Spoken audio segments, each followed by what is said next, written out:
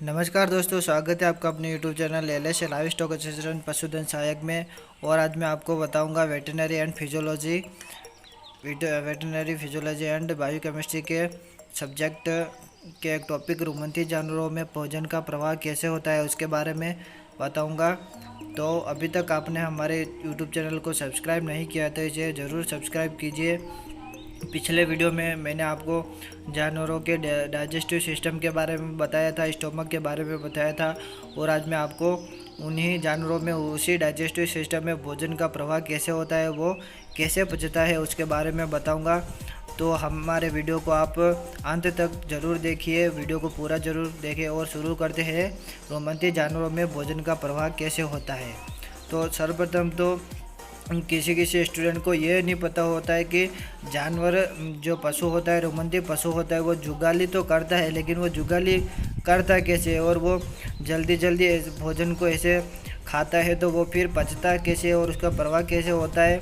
Stomach के 4 भाग होते हैं, तो किस किस में वह भोजन जाता है और वहाँ पर ये क्या होता है, मैं इसके बारे में आपको बताता हूँ कि रोमंती जानवरों में भोजन का प्रवाह। तो सर्वप्रथम जो जानवर होते हैं, जो चारा जो भोजन होता है उसको जीभ, होठ या दांतों के द्वारा जल्दी जल्दी मुंह में लेते हैं और वहाँ पर उसको छोटे छोटे टुकड़ों में बनाते हैं और उसमें लार मिक्स होती है और वहाँ पर वो बोलस के रूप में बनता है।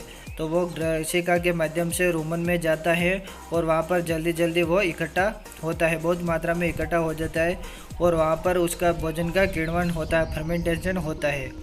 और उसके बाद में जो भोजन होता है वो रेटिकुलम से होता हुआ वापस मुंह में जाता है। जो किण्वित भोजन होता है उसे हम कड़ कहते हैं, जो कड़ मुंह में जाता है और वहाँ पर रिगर्जिटेशन होता है उसका, अर्थात रुमन में जो भोजन इकट्ठा हुआ था वो रेटिकुलम के माध्यम से वापस मुंह में जाता है, जहाँ पर वहाँ पर उसका रिगर्जिटेशन यानी कि वापस उसका जो चबाया जाता है, जिसको हम जुगाली कहते हैं। और भोजन वो जानवर होता है उसका भोजन का ऐसे वो जुगाली करता है। और फिर उसके बाद में मुँह से भोजन वापस जो होता है वो डायरेक्ट ही सीधा रुमन और रेटिकुलम को बाईपास करते हुए ओमेजम में पहुंच जाता है, जहां पर पानी का अवशोषण होता है और रीमस्टिकेशन और रीस्वेलिंग होता है। और उसके बाद में वह भोजन ओमेजम से होता हुआ ओबेमेजम में पहुंच जाता है, जहां पर उस भोजन का कायम बनता है, जो पचित भोजन होता है उसका कायम बन जाता है और वो अगले भाग स्टेटाइन में पहुँच जाता है।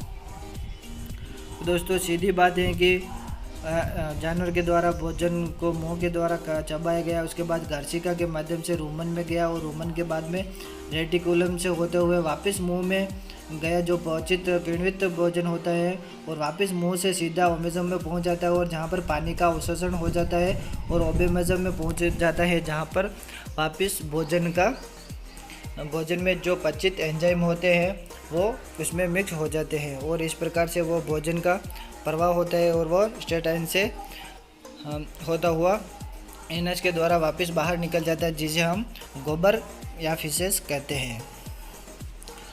और जो भोजन का प्रवाह हो रहा है और डाइजेस्टिव से और भूख से, जो भोजन से संबंधित कुछ टर्मिनोलॉजी है जो मैं आपको बताता हूँ कि तो पहला है एपेटाइट, अर्थात भूख लगना या खाने की इच्छा होना।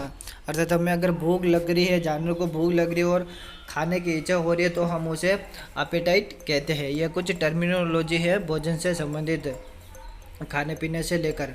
और इन एपेटेंस का मतलब होता है कि भूख का कम होना, यानी कि भूख कम होना या फिर भूख नहीं लगना। और भूख नहीं लगने को हम एनोरेक्सिया कहते हैं। भूख का बिल्कुल नहीं लगना यानी कि खाने की बिल्कुल इच्छा नहीं होना का अर्थात पशु खाना नहीं खा रहा तो हम उसे एनोरेक्सिया कहते हैं। और हाइपोरेक्सिया यानी कि भूख का बढ़ना, अर्थात भूख बढ़ रही है तो अर्थात जो जानवर होता है, जो पशु होता है, वो अधिक मात्रा में खाना खाएगा तो उसे टेम्पेनी या आफरा होने की संभावना होती है। और एलोट्रियोफेजिया, जिसे हम खाद्य पदार्थों को अखाद्य पदार्थों को खाना, अर्थात जो पॉलीथीन की थैलियाँ होती है, जो चमड़ा होता है प्लास्टिक होती है। ऐसे अखाद्य पदार्थों को अगर पशु खा रहा है तो उसे हम एलोट्रिपियोफेजिया कहते हैं। और जो भोजन में जो जल्दी जल्दी मुंह में भोजन को चबाया जाता है और वहाँ पर जो बोलस बनता है, तो मुंह से निकला हुआ भोजन जिसे हम बोलस कहते हैं। और कड किसे कहते हैं? जो रेटिकुलम से वापस मुंह में जाने वाला किण्वित भोजन, अर्थात बोलस जो रुमन में चला गया और वहाँ से वापस जो रेटिकुलम से होते हुए जो वापस मुंह में जाता है किण्वित भोजन, उसे हम कड कहते हैं। और जो अमेजम से ओबेमजम से पचित जो भोजन होता है जिसे हम काइम कहते हैं। जो ओबेमजम से पचित भोजन होता है, जो खाना होता है जिसे हम काइम कहते हैं।